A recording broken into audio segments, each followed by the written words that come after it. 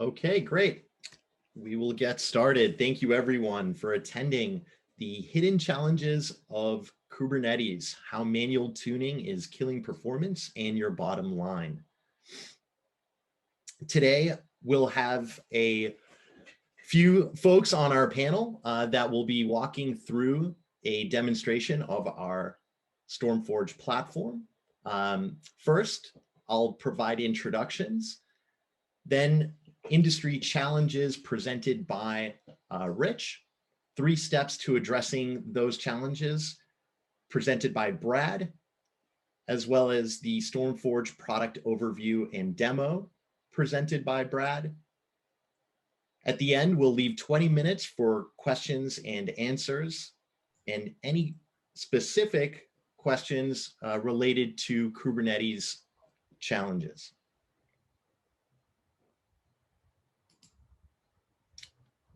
So introducing our Stormforge presenters today.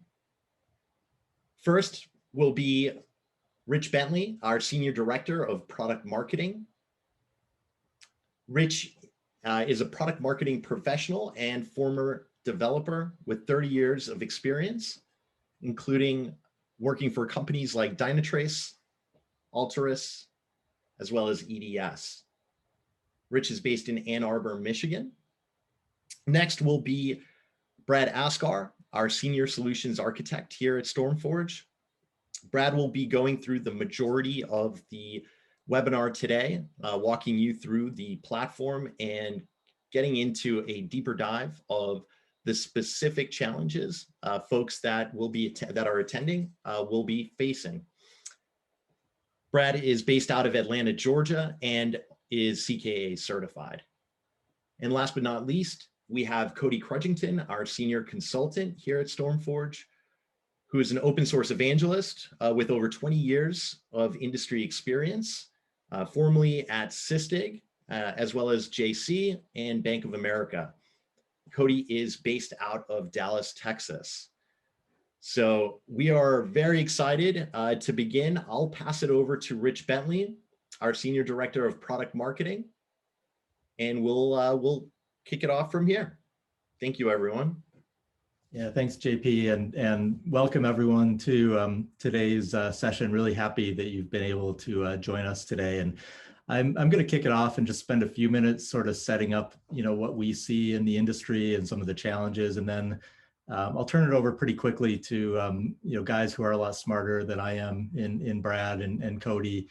But I did want to just spend a little bit of time up front kind of setting it up. And one thing I want to say before we dive into the content today is that I sometimes feel like my job is hard, but when I look at what you in the audience are all trying to achieve with your companies, I think I want to acknowledge the challenges that you have ahead of you and how hard your job is and how high stakes your job is, really, because whatever role you play in your company, you're playing a really key part in kind of taking your organization to the next level and taking your organization to the world of cloud native and digital transformation. And that's really, really strategic for your companies. So even if you don't always think of kind of the bigger picture and you're kind of focused on the day-to-day, it's really important to kind of take a step back and think about the impact that you have on your organizations and how important that is. And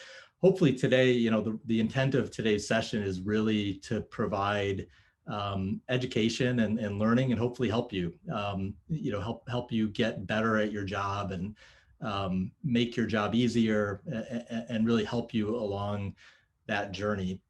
I know the format of a webinar is not the ideal for interaction, but we want to try to keep this as interactive as we can. So definitely utilize the chat and the Q&A as well. I'm going to be asking a few questions as I go through my part, and what I would ask is just reply really quick in the chat, sort of an informal poll type of thing, and I'll take a look at the responses there and hopefully provide a little bit of feedback based on what you're seeing. So I want to dive in and just start by talking about the promise of cloud native. So we all know that your organizations are moving to cloud native for a reason, right? There's value, there's benefit to the company of making that move to cloud native, whether it's, you know, getting faster in terms of time to market, improving the experience of your customers or your users, making it easier to scale up and down, you know, as your customer base or your visitors grow, getting more efficient in terms of cost, and you know, kind of moving toward that pay for what you use type model that cloud really promises, or whether it's, you know, having that always on availability and making sure that you know, that your service, your application is always available. So real quick, I want to ask one of those informal polling questions here. If you could just type in the chat, you know, for your company, what do you see as the top reason that you're moving to cloud native, whether it's one of these on this list or whether it's you know, something outside of that. Just drop me a quick chat there and let me know what you're seeing or what your perception is of why your company is making that move. All right, so I see a couple of faster time to market is definitely a key one. Cost is also an important one here as well, it looks like. So there are definitely challenges that, you know, that come into play as you're trying to make that move to cloud native. So the things that we see most commonly are performance, right? Trying to ensure that these apps that you're deploying are performing to expectations, that they're responsive, that, you know, customers are having the right level of experience, you know, given the challenges that may come into play there.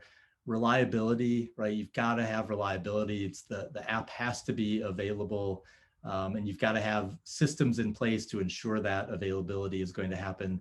Scalability as well, as I mentioned, one of the key benefits or one of the key reasons that most companies are moving to cloud native, but you know, how do you actually achieve that in reality and make sure that your application and your infrastructure is scaling appropriately? And then last, but certainly not least, is cost efficiency as well. So even, you know, you may be moving to the cloud to be more efficient, but then you may find out that it's more challenging, more complicated than you realized that it was going to be. And one of the reasons for that is that, you know, as you're deploying applications on Kubernetes, there's a lot of complexity involved, right? There's a lot of decisions that you have to make as you deploy these applications. There's things that you need to configure and set as part of, you know, all of the containers that make up your application. So some of those things are resource related, right? So setting requests and limits on your CPU and your memory, how many replicas you want running. But then there's also things like application settings that are specific. If you're running a Java app, for example, you know, you have to think about things like your JVM heap size, garbage collection, or things like that. The important thing here is that all of these settings, so, you know, everything that you are configuring as part of the application has an impact on those three areas of cost, performance, and reliability. And it's very complex. There's a lot of relationships between all of these things as well. So they're not independent, you know, variables, if you will. Changing one thing has an impact on another as well. And so it's a very, very complex sort of problem that you have to deal with as part of that. And really, you know, the result that can happen as you go through this is, first of all, performance and availability issues, as we've talked about, you know, response times not being up to par, users not having a great experience, and also not meeting your SLAs or other objectives that you might have internally. Cost efficiency, we see a lot of over provisioning, and I'll talk a little bit more about that in just a minute, but you know, just wasting resource, right? Actually running your application and having it use more resources than it needs to achieve the performance that you need to have. And then last but not least is, you know, all of these things end up resulting in productivity issues as well. So if your team is always kind of grappling with performance issues and always kind of reacting to these things, it makes it really hard to, you know, do the job that you're supposed to be doing, which in a lot of cases is innovating and automating and really, you know, driving your company's innovation forward. And that can result in burnout, just challenges. And that's not a good thing when it's very difficult to find and retain talent in the area of Kubernetes, which is still relatively new and hard to find the right folks around that. So I want to spend just a couple minutes on each of these three things and share a couple of stats that I've found that I think are relevant and interesting. So the first one is not necessarily a stat, but it's really about the impact of poor performance for your business. And I think every organization, every business is different. And so this is going to look different depending on what type of business that you're in. There's a stat that Amazon published a while back that was for every 100 milliseconds of performance or latency, the result was a loss of 1% in sales. You guys are probably not Amazon, but you're still, your organization still relies on the performance of your application, your website, your e-commerce, whatever it might be, to really drive, results. And that result could be things like customer related results like conversions, revenues, whether they're abandoning shopping carts, more general things like customer satisfaction or brand or reputation, things like that. But then also internal things as well. So if you're dealing with performance issues, that could result really in you spending a lot of time in war rooms trying to solve problems, having teams of a bunch of people on a bridge call trying to get to the root cause of an issue. And that's a problem with productivity and also delayed initiatives and things like that. So I'm going to ask another quick polling question here. So if everyone could just in the chat real quick jot down what is the biggest impact of poor performance for your company? Is it something on this list? Is it something outside of that? But what do you see if your applications are not performing up to the levels or the standards that you need to be?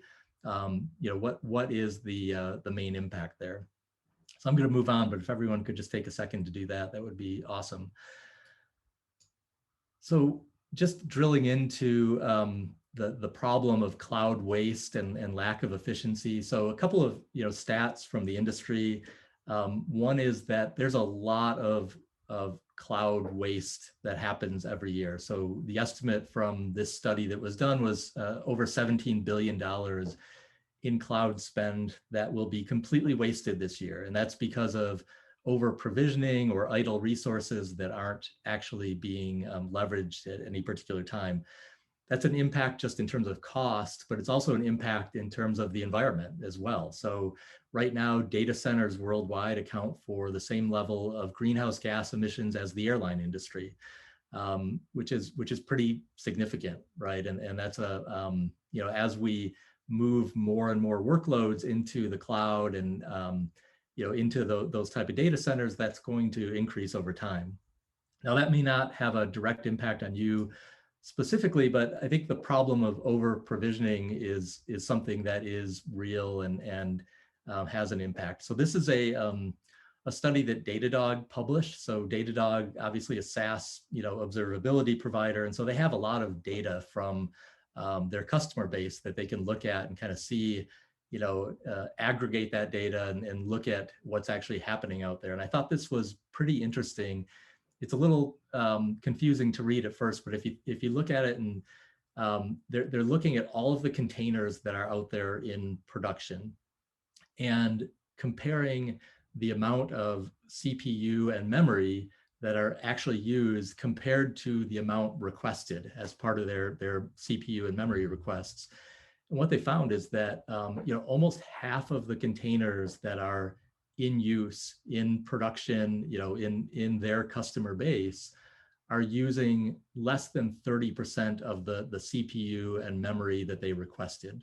So a huge amount of over provisioning that's happening out there that are resources that just are allocated, that you're paying for, but that aren't actually needed or being used by your application.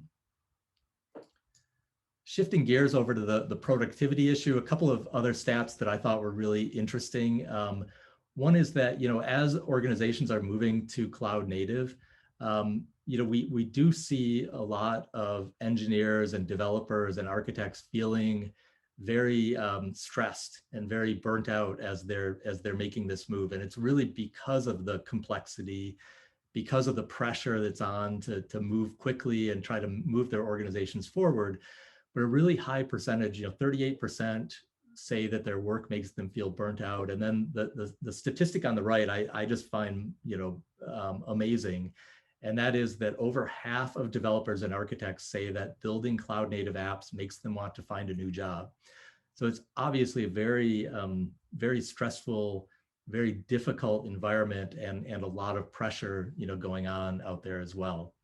And the result of that,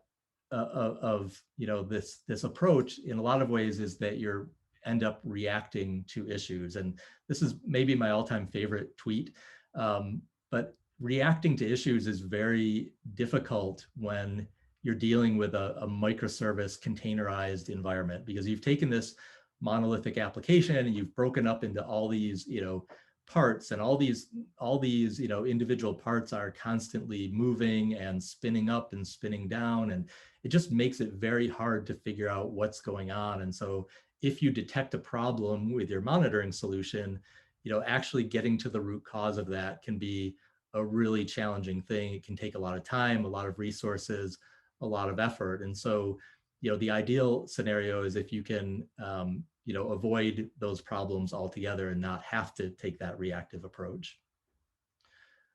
So we, in the customers that we've worked with, we see these type of challenges a lot, and we actually have come up with a name for it, and that is the Kubernetes application performance gap. And what that really means is it's the gap between the promise of cloud native that I talked about earlier, right? The speed to market, the effortless scalability, the cost efficiency. That's the promise, but the gap is the reality of what you're seeing is that it's really difficult. It's really complicated. You're still over provisioning. You're paying more than you need to. And by the way, you're still not getting the performance that you need to make your customers happy. There's a lot of ways of kind of approaching and trying to close this gap. You're probably using some of these tools or techniques right now to try to do that. One is trial and error. So this is sort of, that reactive approach where you're trying something out and seeing how it works. So you're deploying your application, you're doing your best to guess at what these settings should be. Maybe you're relying on the defaults that came from a vendor, something like that. But you're doing your best to see what happens, and then you're adjusting based on that. It's easy. There's no cost to doing that in terms of buying software or tools, but there's a big cost when it comes to the amount of time and effort and resource. And if you think about that complexity that I talked about, if you're running, 10 containers and each of those have, 5 different settings that need to be configured, all of a sudden you're in a, almost an infinite number of combinations that you can have. And so it's not a very effective way to, to ensure performance and to ensure cost efficiency. Performance and load testing tools. So these are really important. We offer a performance testing tool, and Brad will show that in a few minutes here.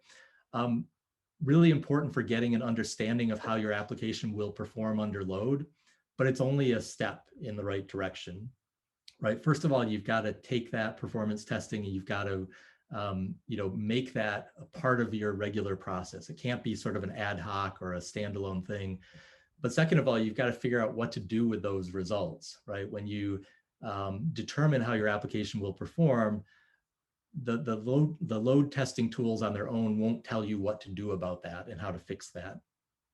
There are also things like the horizontal pod autoscaler. So Kubernetes supplied tools that help you dynamically scale the number of pods that you're using. And that's really helpful in terms of scalability, but it doesn't necessarily help with ensuring that your workloads are running efficiently, and also doesn't account for application specific settings that are part of your deployment. And then finally, you've got monitoring and observability tools. Really important to be able to monitor what your the way that your applications, the way that your infrastructure is performing in production. The problem here is that if a problem occurs, it's by that time it's too late, right? Somebody's already experiencing that problem. Customers are already impacted. And so while they're really important to have, it would also be much better to be able to kind of fix those problems proactively upfront before the problem actually occurs. All right, so with that, hopefully that kind of sets up the challenge a little bit and gives you a little bit of background on what we're seeing. I'm going to stop sharing and I'm going to turn it over to Brad, who is actually going to dive into how to solve the challenges that we talked about. Thank you, Rich. So, as he was describing, here's some of the steps that we think are really important for closing the gap. I want to make sure, are you seeing my screen, Rich? Yeah. Thank you. So, number one, you got to test it. You want to make sure that you're really doing performance testing. Make performance testing a regular part of what you're doing, your release process. Number two, you're testing it. You want to find out how it's behaving. The next thing you need to do is actually do something about it. If it's not performing the way you want, or you really want to eke out that performance that you want, you want to reduce the cost, you need to optimize it so that you can get it more performant, better stability, and more cost efficient. And then third, you want to automate this. You saw those burnout numbers. This is not easy stuff. This is, I spent a large portion of my career doing these exact things. It's one of the things that made me excited to come here because of what we can do to really take out a lot of that grind about trying to make applications better. And it's really all about the automation behind it. For each one of those steps, you need to consider the important things. That is the people that make that happen, right? People is not an insignificant issue. In fact, it's one of the challenging issues in organizations. As you make change is hard for people. And that's one of the things that you need to consider on all the things that you're doing. You want to have things that make people's jobs better, not actually make it harder. Second part, process. That's the things that how you do what you do and what that looks like. Thinking about it by stepping back and say, not only what is it, but maybe what should it be? Right. One of the challenges is that sometimes you're stuck in processes that don't address all of the considerations and really doesn't give you the fullness that you need to really look at the problem objectively. And the third part is the technology, right? Once you have the people to do it, the process, and really think about the process, then you need to think about the technology that you need to use. And in a lot of cases, old tools aren't great tools for the new world. So that's one of the things you need to consider is what technologies you're using. So starting with step number one, testing it. Got to just make testing a normal part of what you do. And really, ultimately, what we're trying to do is building performance testing in, right? Everybody's moving to different methods of doing agile. Everybody's doing DevOps. Not everybody. Some places are still stuck and you're not able to do that. Doesn't mean you can't still do these things. Ultimately, you want to move away from the things on the left towards the things on the right. Things that are siloed. And it's just like security, right? DevSecOps, security is everybody's job. Performance is everybody's job. All along the way to make sure that you're actually doing things that are performant and reduce risk in operation. You want to move away from the manual towards automated, and particularly in performance testing. You want to move from reactive to proactive because that really is where you get to move the needle and have a better, more performant system and work in ways that aren't just fighting fires when they come up. It's preventing the fires in the first place. You want to move from infrequent, maybe shared resources where you have to line up for your performance testing resources and it's in this one team and you only get a time slice once a week or once a month, to continuous. You want to be part of your regular release process. And then you want to move away from this. It's not my job. Actually, it's everybody's job, right? As part of a performance culture is making sure everybody's involved in it. Everybody's thinking about it as they're going through the steps of what they're doing in their environment. For the performance testing cycle, step back a little bit and look at what you're doing. What is, starting in the upper right-hand corner, what are the business needs? So you may have tests already. Are they actually addressing the business needs? What is the ecosystem and the service landscape of what you're doing? Service level indicators, service level agreements. How is it supposed to perform? Who's supposed to do what when it doesn't? And how do you ensure that your applications can actually meet the SLIs, SLAs, and SLOs that you've defined? Once you do that discovery, figure out what it is you're doing, then get into the definition. What is the system under test? What is it that needs to be tested? What is a testing strategy for that?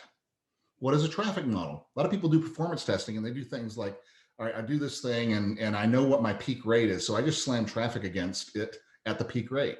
That's not the way the real world works. The real world works that things start trickling in, starts of days happen. If you're in a ticketing business, 5 minutes before the new tickets go on sale for that great concert everybody wants to go to, everybody logs in. And then there's this other spike right at the top of the hour when the tickets actually become available and you have all this. Well, that requires ramping up. Also requires ramping down. Part of being efficient in what you're doing is understanding the way that the system works, and the way the system works then informs how it is that you test. You have to know the traffic models. You have to need to understand what that is. The user journeys. What is it that the users do? How do they do that sort of thing? What is the API flow that happens with that? How does it differ from your mobile clients compared to your web clients if you have a difference in your platform for those things? And ultimately, what are the requirements for the testing, and what are the service level objectives? What are the objectives that you're trying to get to? That brings you around to build. That's where you actually build the things in your performance testing, the actual test data. How easy is your system for putting data in? There's variability in what goes in. How do you represent the flow that the users do? Which users log in? How do you mimic that behavior and ultimately get that test case data and automation? And then ultimately onto executing. You actually execute the test, you measure, you inspect, you observe. And that's part of what you do from a performance standpoint. You see how the system under test behaves from the outside world, not from the inside world. We'll talk about that later, about what that looks on the inside. And then on the inside, you identify and investigate issues. You see that running this level of traffic causes a problem. How do I take care of that? And then the last part is optimize, which we're really big on here at Stormforge. That's really take this information and then do something about it. And that's one of the challenges is in tooling to be able to do something about it. So as you're testing it, consider the people. Who owns it? Who has the responsibility? And how do you evolve that in your organization? If it's not where it can be everybody's job, move towards that. What does the process look like, right? And how to move into agile processes and match actually what you're doing for performance into those practices. And then ultimately, in the technology, performance testing as code, integrate into your CI/CD process. One of the ways that you automate in the technology standpoint is make sure that it's actually just part of the build process that you have. Also, the ability to record and replay real production traffic. One of the things that we'll talk about is a project that we have that allows us to record real production traffic so we can see what those patterns and behaviors are. And in some cases, you could even replay that traffic depending on the kind of data that you have in there. But it's a great starting point to understand what really happens in the real world, because of course you have to have good performance tests as you move into that mimic the real world. Step 2, optimize your applications for performance, stability, and cost efficiency.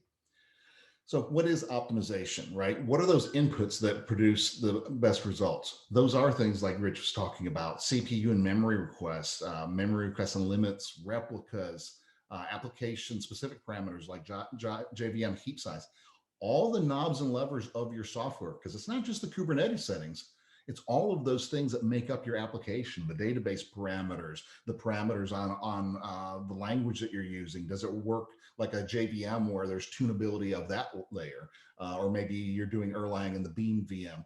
Whatever it is that you're doing, there are knobs and levers for it. And those are the things that you want to be able to get into so that you can get the best performance out of your application and have it perform reliably and do what you want it to do. And the desired outputs could be things like making sure it's more performant and it's more stable. And it could be that you're trying to bring down cost and resources, and probably you're trying to do both at the same time. So how do you balance these things? Because of course you can get ultimate performance. It's the same way that, when I go to buy a car, I could get a really, really performant vehicle. It's just my budget won't allow for that. I have to actually rein those expectations in. I don't get a Bugatti just because it's the fastest thing out there. I actually have to go within my own capabilities of my budget. But it's always a trade-off, right? So you have your application performance, you've got your cost and resource utilization, and you got the time and effort to do these things. Part of it is we're talking about doing the hard things. The hard things are doing things in the right way, being able to get the performance and doing the measurements that you need. And ultimately, to do that, part of that is doing it in a better way. What if you could actually optimize those applications and reduce that amount of time and effort and really bring down the effort and time part so that you could really hone in on the performance and the utilization? It's still a trade-off, but it's easier to manage. And part of what we're talking about with Stormforge here is the tools to be able to do that. So as you optimize, think about the people. Again, people have to understand as they're developing what's the importance of the optimization, and the owners have to establish and clearly communicate the business goals. It's not just the code goals. What is the business goal of what it is we're doing? The process, incorporate optimization as part of what you do. And then ultimately the technology. What we're going to show you in the demo is the rapid experimentation engine that we have here at Stormforge. And it uses real machine learning. This isn't marketing machine learning. A lot of people just like slap it on the label. No, that's not how it works. It's real machine learning powered optimization with performance testing, because of course, what we do for optimization, you also need a proper performance test. And the last step here, automate it. We talk about this regularly with our customers, a shift in performance and optimization, shift it left. So bring optimize into your CI, we call it CO, CD process. Put optimize in the middle of it so that as you're going through your release pipeline, you're actually looking at the performance and optimization of your application to determine, have changes crept in that impact my application? Maybe the changes were that you made significant changes to the application. It now behaves differently because you intended for that to happen. And now you need to re-optimize. Maybe something got slipped in. Maybe some underlying library brought in some sort of artifact that causes it to not run the same way it did before. That's really important to know too, so that you can ultimately do delivery with confidence in the performance and stability of the application itself. In the automation side, you need to think about the people. Extend the concept of it. You build it, you run it, and if you build it, you own its performance. You really do own the performance, and that's part of understanding that. Also eliminates a kind of siloed thing that happens where people throw it over the wall, wait for some other team to then determine whether it's performant or not. Maybe a bad or slow process there. Process, build continuous performance testing into your CI/CD as a quality gate. You just want to have additional things. Things about CI/CD pipeline is it passes because of your unit tests, but if you don't have performance in there, all the code may be good. It may all be structured well. It may continue to still run, but does it run well, right? Is it performant in what it's doing? And ultimately the technology to bring your performance testing really into a new way to do things. Here's where we introduce the Stormforge platform. So several pieces of the platform. I'll start on the left-hand side here, application optimization. This is the rapid experimentation engine. This is the true machine learning, where it's the core of our company. It's where we started.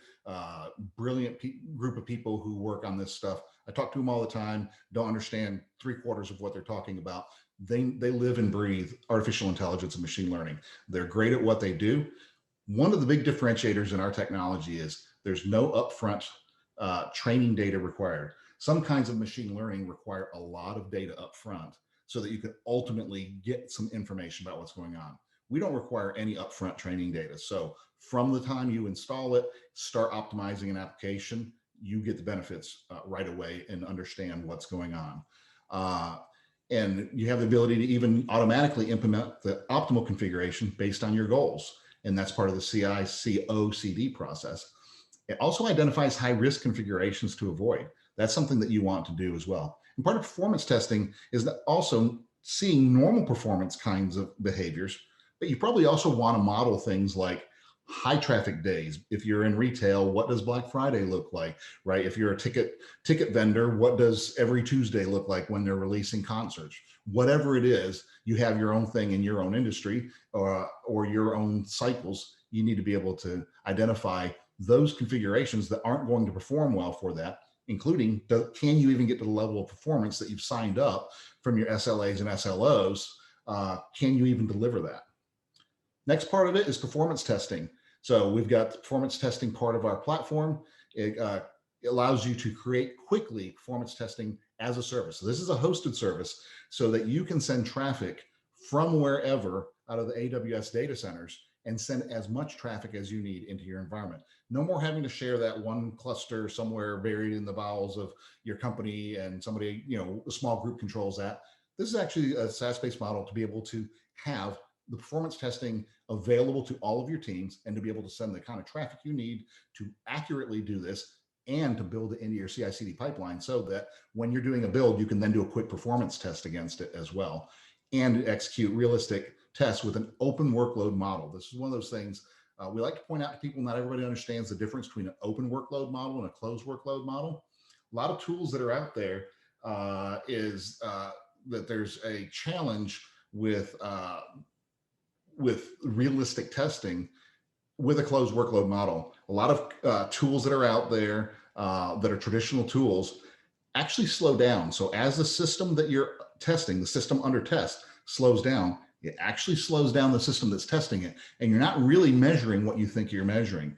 An open workload model watches itself. So if you say, I want 100,000 transactions per second coming in, it's watching itself to make sure that as a system under test slows down, it keeps ramping up whatever it needs to be able to send that traffic, because the real world is the traffic keeps coming. It doesn't care whether your system slows down. In fact, when your system slows down, you probably get more traffic because people then start hitting refresh out of the browser, or APIs keep getting busier and busier with more and more requests. And then ultimately on the right-hand side is our open source capability for record and replay. We've got a project out there that it's an open source project. In fact, we have regular working hours conversations about what we're doing there in record and replay. This is ability into your production environment to record and replay your real traffic so that you can ultimately create realistic load testing scenarios. That's one of the challenges that people tend to have. So test performance early and often. So define test cases in code and shift left. A lot of older tools make it very, very hard. They're doing a bunch of stuff in XML files. It just makes it very hard to do it. You want to be able to run those things at any time, at any scale, from anywhere, and literally launch that thing in 30 to 60 seconds. Boom, traffic is coming to where you want it to be. Get extensive reporting on your analytics, get the dashboard, get the overview of what's going on, integrate it into your CI/CD and validate the non-functional parts of your requirements, and then ultimately democratize the knowledge and the behavior to your entire performance culture so they have access to this platform. And early and often, the time to first test run has been dramatically reduced, less than an hour. So when you want to create, then this is a quote from one of our customers, they literally say, we want to create a performance test. Let's figure out what it looks like. In less than an hour, they can create a new performance test and push the button and start sending traffic, right? That's pretty great results for our customer Warwork. And then on the optimization front, really want to be able to optimize automatically. You want to be able to define those objectives. You want to be able to trigger experiments and do that in a way that gives you answers. And as I demonstrate, you'll find out what we mean gives you answers means. And that's using the machine learning to find the optimal configuration of your application. And then ultimately to be able to promote those configurations to your production environment and improve it just for a single pod or whole applications. So it's another great part of it. From an architecture standpoint, for the Kubernetes side of things, everything is inside of your data center. The controller, application load generator is inside of your namespace. Outside of your namespace is our phone home for our SaaS model. For the performance testing side of the house, of course, it's a hosted performance testing, so it's outside of your environment with the ability to then send traffic into your environment to do that. And ultimately, this is where you would have your test clusters getting those things. And as you do optimizations and understand it, your CI/CD pipeline can then promote those new settings so that they can be picked up and as part of your promotion process, promote that into your production cluster. That's also the place where you could do the record and replay to understand what does the traffic look like in my environment. And then notes on the rapid experimentation engine. This is the true machine learning that we do to optimize containerized applications in Kubernetes. It's patent pending, it's ML algorithm. It really is designed to explore multi-dimensional parameter space efficiently. Multi-dimensional means lots of different dimensions and a lot of different parameters. The challenge for human beings is when you have all of these settings to change, the more settings that you add, the complexity goes up exponentially. So it very quickly becomes very hard for humans to reason about what changes happen in the system and what those changes ultimately mean to the performance of the application. And the experiment itself is designed around your application. It doesn't require any domain expertise, any upfront data for the training. And here we will jump into the demo. Brad, while you're jumping over there, just want to remind folks, if you've got any questions at all, like about any of the material we've covered, or as Brad walks through the demo, make sure you enter those into the Q&A, and we will definitely have time at the end to address anything that you've got. Thanks, Rich. So I'm going to show you actually this side first. I'm going to show you the performance testing side. So this is the hosted SaaS platform. Here I've got a bunch of demo cases. I will show you kind of what it looks like to create a performance test. It could be quite different than what you're currently doing if you're in the performance testing side of the house or have seen that before. So I like to go in here and just show and kind of walk through how a performance test is created. It's pretty simple. In fact, on the right-hand side, as I'm walking through these examples, for each one of these sections, it actually has targets right on the right-hand side that shows you what each one of the sections do and kind of understanding what it is we're doing on the left-hand side here. So first part we do, we define where it is we're sending this traffic. Of course, you got to send traffic somewhere. Next part is about setting the arrival phases. This is where you clearly mimic true traffic. Maybe you have this step up kind of functionality that, you know, starting towards the beginning of the business day, you have some traffic and then it steps up and steps up. So in this case, as an example, every 5 minutes, we then start increasing the number of what the rate is, simulating the number of new clients per second ultimately, so that you can mimic movements up and down. You can have as many of these phases. Next part, you define based on the capabilities of your specific subscription in the SaaS platform, what size infrastructure you need to be able to run this test. The bigger the test, of course, the bigger you need. And of course, the bigger your need is, the bigger account you'll need for doing that. And then all this is based on JavaScript. So this is JavaScript based DSL. So it looks very similar to a lot of things that people are used to doing. And then here's where you define the things like, how does the user log in and where does it get its credentials? Maybe how to get those credentials back so that I can then turn around and do things like make sure it logged in, then wait for a certain amount of time. And this is a particular session. So you would have multiples of these sessions, right? Doing different things. So in this case, let's look at like a shopping cart kind of thing where the user logs in and then they look for a particular product, right? You could have another section, which is that they put a particular product in the cart and ultimately they would do a checkout. But it's all described here in a JavaScript DSL. It makes it very easy for people to get it into. Everybody that's in the web development space and app development space knows JavaScript. It's very easy to get into to be able to do this. It allows you to define a test very easily. That record and replay thing I talked about can actually take and put that into an HAR file, which is a HTML archive. That you can also do that in your browser. You can just open up your browser and then tell it to start recording your motions. And as you click around inside your app and as you do things, it records all that. And then we can just import that HAR file and create the base of your experiment. And that's where it's really, really beneficial, is be able to take something that's recorded real traffic or even simulated traffic that you did yourself in the browser as your starting point. So you don't have to even write all of this stuff. It records all of it, and then we convert it all into this format so that you can easily then execute on that. Ultimately, what you want to do is, of course, run this stuff. So I'm going to show you what it looks like after we've run some of these. So that one would take 20 minutes to run. I'm not going to make you wait here 20 minutes as I'm doing this. Here's an example of run number 11 that we did. And here it'll give you the things. What was the application performance index? How did it handle? What was the min and max on the number of milliseconds that were handled during the test? pretty big range in this test because we're stepping up the number of active clients every 5 minutes.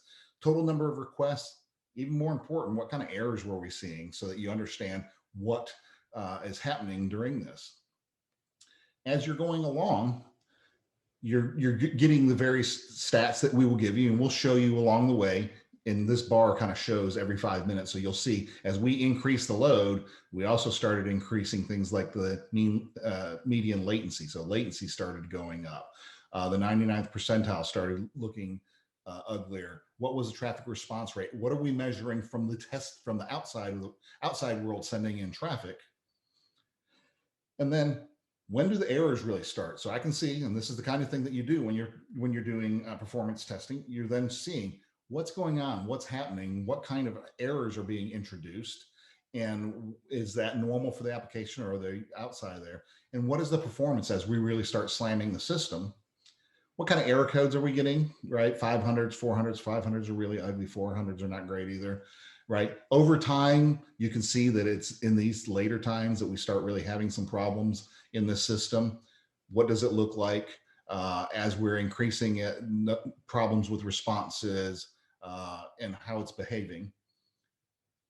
Other kinds of information about what happened, including the statistics by arrival phase, so you'll understand what happened in each one of these and how much worse the application started to behave at which point. It's quite obvious this application really does not handle well once we start getting up to 350 clients per second or 105,000 concurrent clients sending traffic, right? So this is obviously the tipping point for this application. Here's the challenge. I see this data and understand what's going on in my application. In fact, I may even have something that looks like, can I move this bar here? Nope, let me just move it down here. Ultimately, on the inside, you're also measuring things. I'm sure those of you that are in performance and testing kind of environments, or just in production, you have graphs and charts that tell you, here's things that are going on. This isn't an exact graph for that. This is just a representative, but you'll see when the problem happened. You'll see what the problem is. This is what you're currently probably doing in production when there's some sort of problem.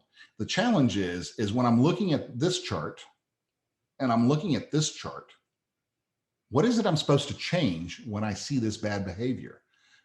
If you're just looking at the charts, but you can't interpret the charts, then you're just admiring the graphs. You're not actually able to interpret the graphs. That brings me to the other part of our demonstration, which is getting into the optimization side of the house. Here I'm going to show you the results of our experimenting. So this rapid experimentation engine that I talked about, I'm going to show you the cake after it's baked. This is after we've done these experiments. I'm going to show you typical kinds of results that we'll see for customers. Let's say you were using something like a Java-based application. Here I'm going to click in.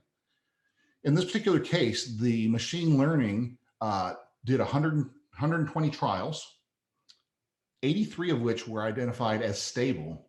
More importantly, 37% were not, or 37 of these were not stable. These are things you wouldn't want to push out into production for sure, because it's unstable to handle the traffic load that you're doing. In looking at this application, we were able to optimize this application, reduce the duration. So in this case, it was a fixed amount of work over a certain amount of time by 44% and bring the cost down 10%. So depends on what you're looking for. If you're looking for performance, you can dial it in. In fact, I'll show you the results graph here. And this is where it gets interesting is in my results graph, I can show you a bunch of things. One of which is, what was the base configuration? What was the configuration before we started experimenting? So this is what you're probably running in your production environment. If I can click here, I'm having a problem with my mouse.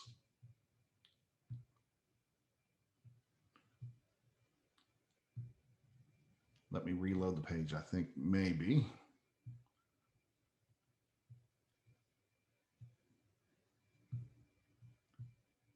Let me go to another experiment. I don't know if somebody's been messing around with my demo environment or not. Show you a different application. There we go. So as I click on what is the baseline that tells you how your current application is configured, it shows you the parameters that were done. In this case, Java was still involved. You have a data heap percentage and the amount of data memory in the JVM for what's going on. In this case, that's where you were.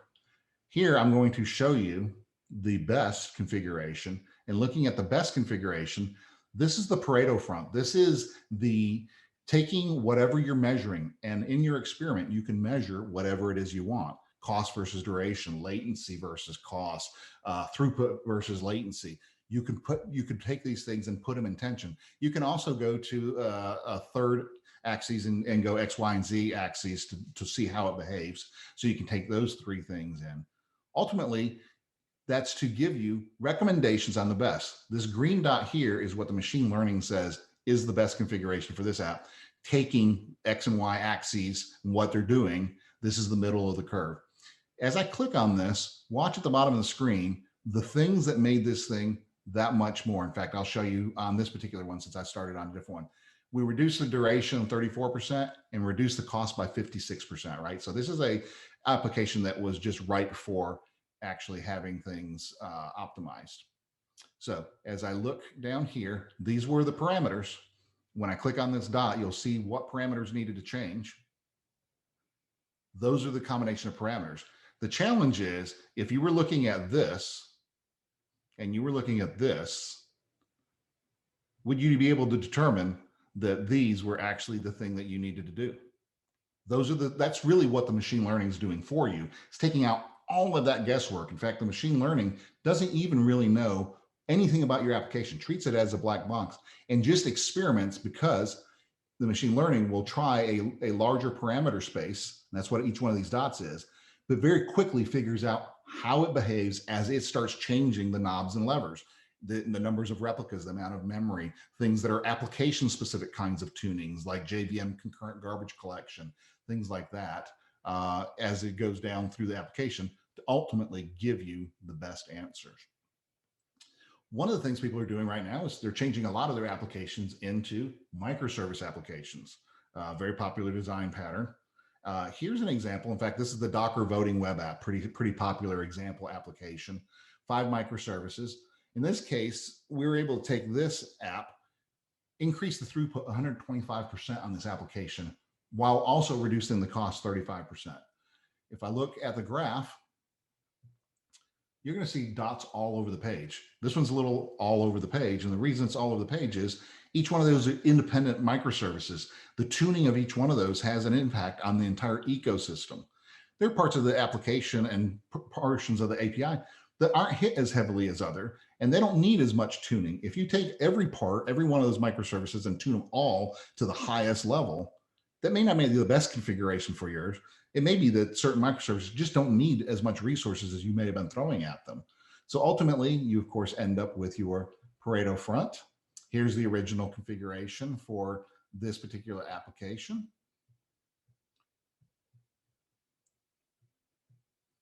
And the parameters, but here's the better configuration for it. And what things change. Sometimes it's very slight changes that have big changes on performance. In this case, I'm also going to point out maybe the one that the machine learning said was the best isn't the best for you. Maybe this is what you were targeting was 100,000, but you might pick this dot because it has 20% better performance for what you're doing. You're going to increase the cost. You realize that cost increase, but that's actually pretty important to you. So that's where you go. Another great part of the platform is this ability to really dive down, and in diving down, we can understand how the application behaves based on the Pareto front or all of the dots, but just the Pareto front. You care about the best. You don't care about the ones that aren't the best. How does this application behave so that I can understand ways to improve my application in ways that I didn't know before? So as I look through here, let's see how the database CPU affects how the application behaves. Most of the answers are kind of clustered down here. You'll have a few that are out here that are outliers, but for the most part, this is the area that the database CPU is happy in. Probably not an area of the application that I want to change. Maybe it's in the front end service. Maybe it's in that voting replicas, because replicas is one of the things you control in Kubernetes pretty easily. This behaves exactly as you'd expect a front end service. A certain level of performance is one replica. 2 replicas increases it, 3 increases it even more. The way you'd expect replicas to change the behavior of the system. But not all replicas are the same, particularly if you're doing things like backend services. Here I'm looking at the worker replicas. You don't actually need more replicas to have the highest level of throughput in this experimenting. So this is some place that you may or may not want to put changes into. The other thing that's interesting is as you're looking at the things like the voting replicas, what if I could do better? What if I could do better because of performance? What is it that's going on? There are things in Kubernetes like horizontal pod autoscalers. Well, horizontal pod autoscalers allow you to scale and scale based on things. Out of the box, it's on CPU and memory. That may not be the best thing for your application. It may be, that may be a good indicator as what's going on. You actually need to tune HPAs as well. It's not just a matter of saying, I want an HPA and therefore it does magic. You have to tune those as well. We can tune HPAs as well. We can make it part of the experiment design so that we can say, hey, maybe there's other things. So you expose additional metrics because HPAs can be scaled on anything that can be measured. Maybe it's the amount of queue depth. Maybe it's backlog. Maybe it's something else important that's important not only for scaling up, but also as you're trying to make sure that you're efficient, scaling back down in a way that's useful, that doesn't degrade performance for your users, but also reduces the cost of running this application. So you can tune those kinds of things as well. So pieces of Kubernetes that are normal memory limits and requests, things like HPAs that you can tune, and then all the application parameters. It's the combination of all of these things that really makes a difference. But when you start getting to this many parameters in your experiment, the problem becomes exponentially hard.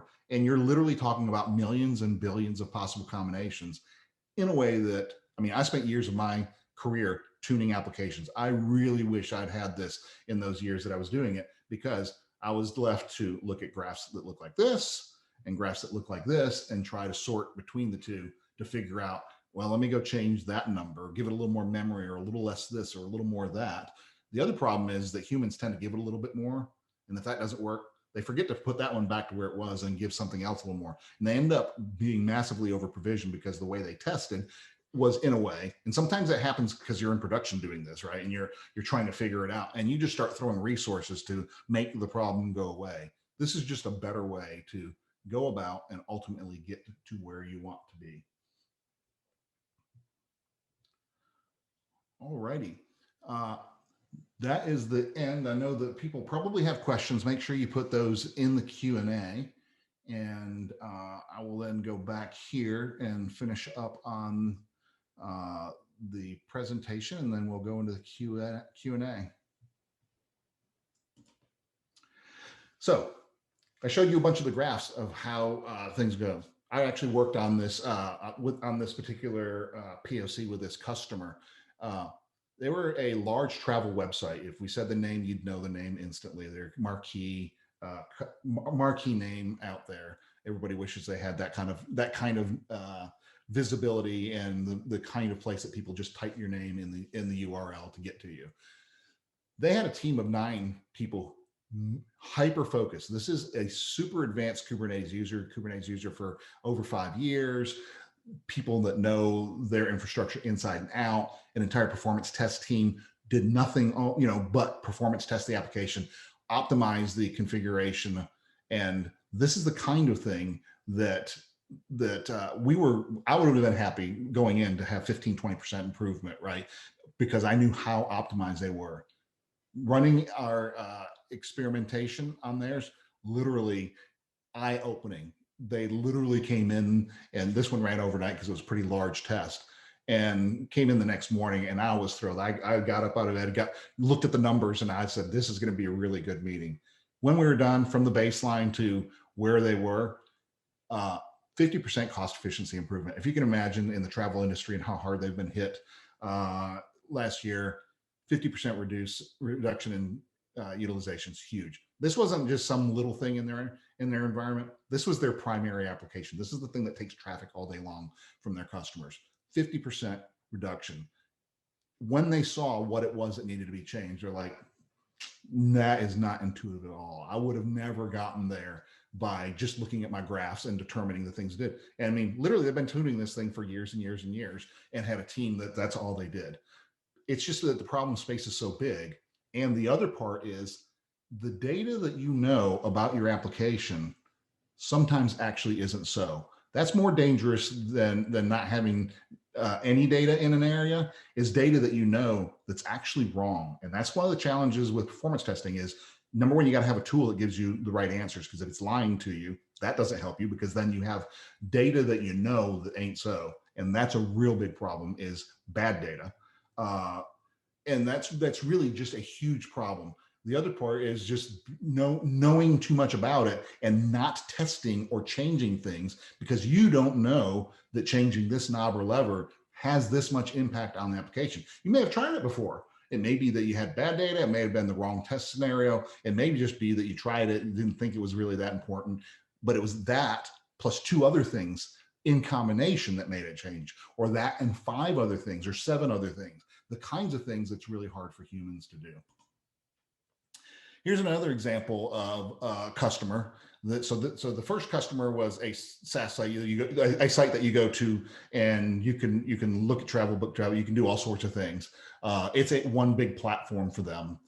In this case, this was a digital experience platform provider, and they have thousands and thousands of customer site. What they do is they have the same thing deployed again and again and again. It's just that for each kind of customer, it actually changes on a per customer basis. And they've got a lot of sites that are out there, and the kind of small, medium, large, extra large, but there's also complexity in each one of those. We were able to go in there and show them the initial results in 2 days. I mean, the first 2 days of the POC, boom, here's how much we can save you in your environments. And going across some of their big different kinds of customer types, they could then determine what it was that they needed. And some of these, they have to make some judgments. Maybe for the smallest customers, it was okay for latency to be just a little bit more, but they could really save 57%. Or maybe, all right, let's look at another kind of customer, reduce the latency. Boom, we want their sites to be even faster. And we're good with a cost savings that's a little bit more moderate. And then kind of that blended mix between the two, right? It really allows you to do that. Ultimately for them, estimated annual savings of $3 million. That's not an insignificant number. I don't care how many zeros are in your budget. $3 million is a large savings, even if you're in a really big organization. If you're not in a really big organization, that's probably a humongous savings to you ultimately. And that's just an example of the kind of thing that we do with customers. Rich, you want to talk to the next steps? Yeah, so a few things that you can do as a follow-up, and I definitely encourage you to do all these things, right? One is you can sign up for free. So both our performance testing and optimization solution that Brad walked through there are available as a free tier that you can sign up for and start using today. So definitely encourage that.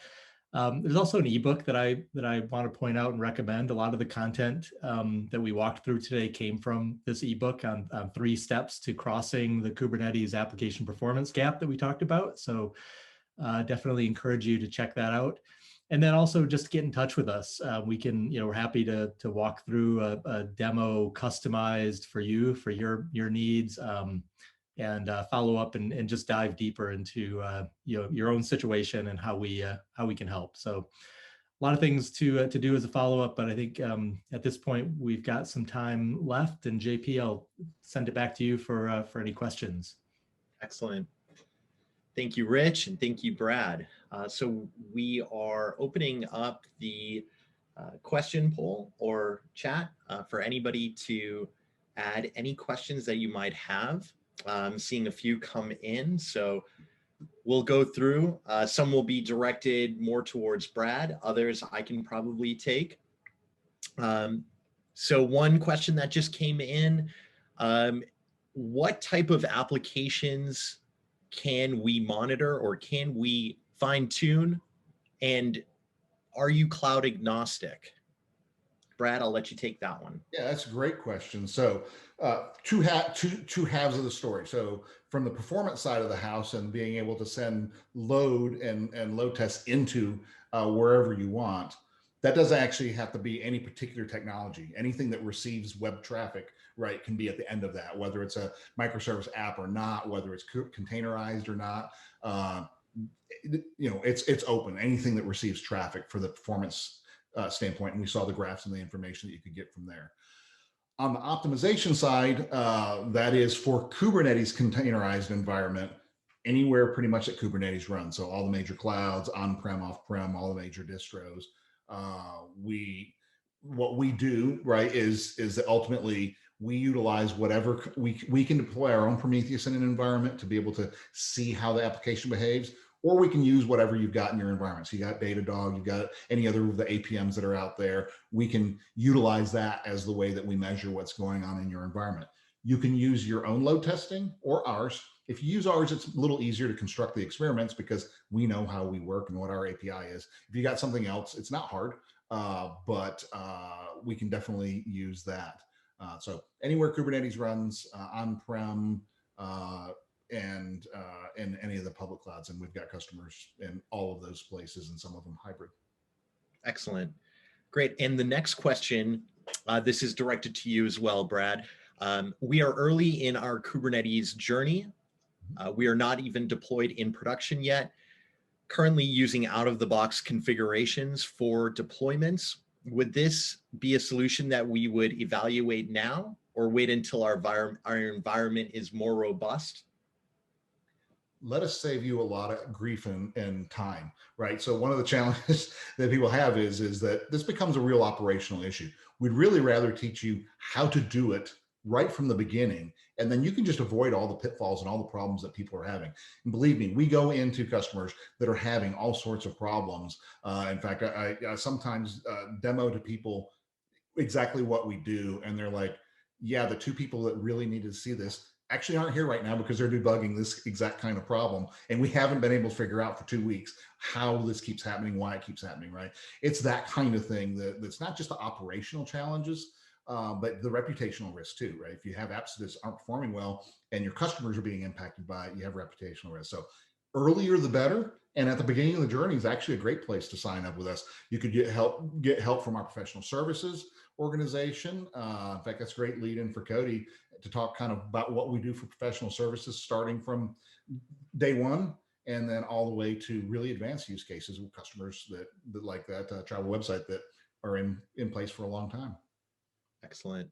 Yeah, and this actually, this would be a great lead-in question for Cody. What is the implementation / ramp up / onboarding effort look like after purchasing your product? Yeah, sure. So we have a variety of packages, right, to kind of meet your needs. The shortest being about 3 days. That's to kind of show you some experimentation, explain how it works, and then kind of get you down the path to being successful. And then there's more in-depth packages like 5 days, 10 days, etc. And then of course, if you really want education services, things like that, we also offer those. But really, I'd say earliest kind of, I don't want to say just showing you around the ropes, 3 days, very extensive, in-depth, complex use cases, 10 days. Excellent. Thank you. And we have another question that just came in. What is a reasonable expectation for cost savings with your optimization product? That is one I'll take. Actually, we are currently seeing upwards of 66% in certain customer environments that we're working with today.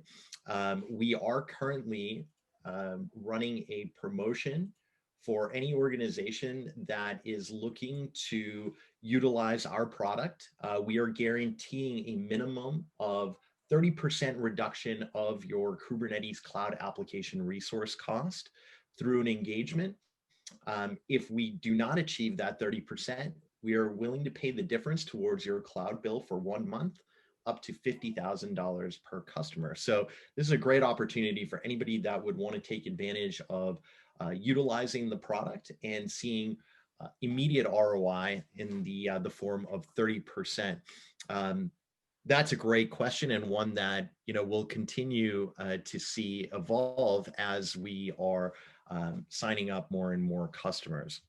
And one thing, just to add a little bit to that, JP, is part of the amount that you're able to save depends on your priorities as well. So I think a couple of the examples that Brad walked through, the travel website, for example, they were able to save 50% without any performance degradation. They could have actually saved, I think, 75% or even more than that, but they made the decision that they didn't want to make that trade-off, right? They weren't willing to sacrifice more performance for less cost. So a little bit of the cost savings expectation is going to depend on, where your priorities are and where you put that emphasis. And one thing, JP, I think I missed a part of the earlier question, and that was what kind of applications, and it's any applications. It's not just off-the-shelf applications. It's your applications, your combination of applications. If you got a bunch of microservices, some stuff that you've built, some stuff that's pre-built things, it doesn't really matter to us. In fact, it doesn't matter to our machine learning at all what it is. It's just about the experiment design and exposing the knobs and levers to the application. So anything that runs in Kubernetes, and it really doesn't matter how you deploy it. It's something that, as long as you can expose the knobs and levers, we can then change those knobs and levers. Excellent. Thank you, Brad. Another question came in. I understand you guys have a project today that is open source for within the CNCF. Do you plan on adding more open source projects, and where can I access those? Great question. Yes, we do. Brad, did you want to answer anything specific to our involvement with the CNCF as well as Cody? Yeah, so I mean, we've definitely have a focus on open source. We've got an open source evangelist. Cody's involved in that community as well. This first one I talked about a little bit, which is this record and replay capability. We think that's important to people everywhere. We think it's important for organizations everywhere, and we don't want that to kind of keep that just to ourselves. We want to be able to share that, and that's why we've done this project and actually have regular office hours for the project so that we can talk to people in the community that are actually using this to do record and replay in their own environments. And we're actually looking for a new name for it because the name that was the project name, of course, can't be used from a trademark standpoint. Cody, did you have any? Yeah, so the weekly meetings are Monday, 9 a.m. Pacific time. And if you go to, I think it's github.com/rename-this. Here, I'll send it to everybody.